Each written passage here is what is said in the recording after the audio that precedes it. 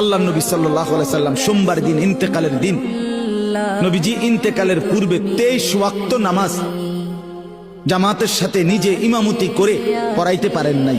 হযরত আবু বকর সিদ্দিক ইমামতি করছেন নবীজির হায়াত থাকার।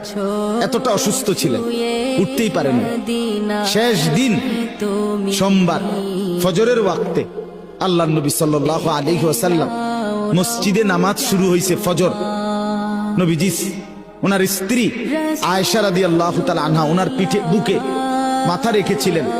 নবীজি বললেন, আয়েশা আমারে সোজা করে বসাও, আমার হুজরার পর্দা সরাও, আমি আমার সাহাবীদের ফজরের নামাজের দৃশ্য দেখব। নবী সাল্লাল্লাহু আলাইহি সাল্লামের রওজা মুবারক এখন আপনারা যারা গেছেন তারা তো দেখছেনই, একেবারে যেখান দিয়ে নবীজির রওজায় আথার এইটাই মসজিদ, এটা লগে দিয়েই মসজিদ। তো নবী সাল্লাল্লাহু আলাইহি সাল্লামকে আম্মা জান আয়েশা নবীজির বিবি এরকম কনুইয়ের মধ্যে ঠেস দিয়া বসাইছে, পর্দা সরায় দিছে। আল্লাহ নবী দেখলেন পুরা মসজিদ ভরা। ফজরের নামাজ কোন নামাজ? জোহরের পরে যেটা পড়ে ভোরে। কোন সময়? ভোরে। এই ফজরের নামাজের ওয়াক্তে আল্লাহ নবী সাল্লাল্লাহু আলাইহি সাল্লাম দেখলেন পুরা মসজিদ ভরা মুসল্লি আবু বকর সিদ্দিকের নেতৃত্বে নামাজ পড়ছে। সবাইকে ভরপুর দেখে খোদার কসম কিতাবে লিখছে নবী সাল্লাল্লাহু আলাইহি সাল্লাম চোখের পানি ফেলে দিছে, কানতে কানতে বলছে, আয়েশা আমার 23 বছরের মেহনত সার্থক। আয়েশা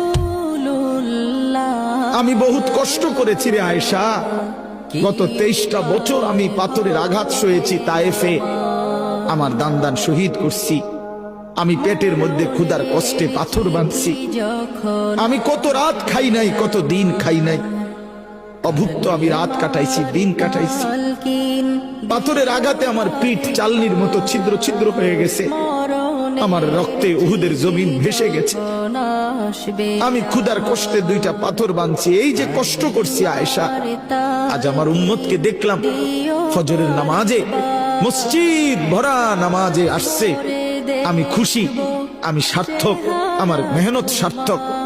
এরপরে নবীজি সাল্লাল্লাহু আলাইহি সাল্লাম 2 হাত আসমানের দিকে তুলে খোদার কসম বাপ নবীজি ওই সময় আল্লাহকে বলছে, আল্লাহুম্মা রফিকাল আলা, মাওলা এবার আমি আপনি বন্ধুর কাছে যেতে চাই। সেদিন সোমবার জোহরের আগে জাওয়ালের সময়, মানে সূর্য পশ্চিম দিকে যখন হেলতেছে এই সময় জোহরের আগে আল্লাহর নবী সাল্লাল্লাহু আলাইহি ওয়াসাল্লাম ইন্তেকাল করছে।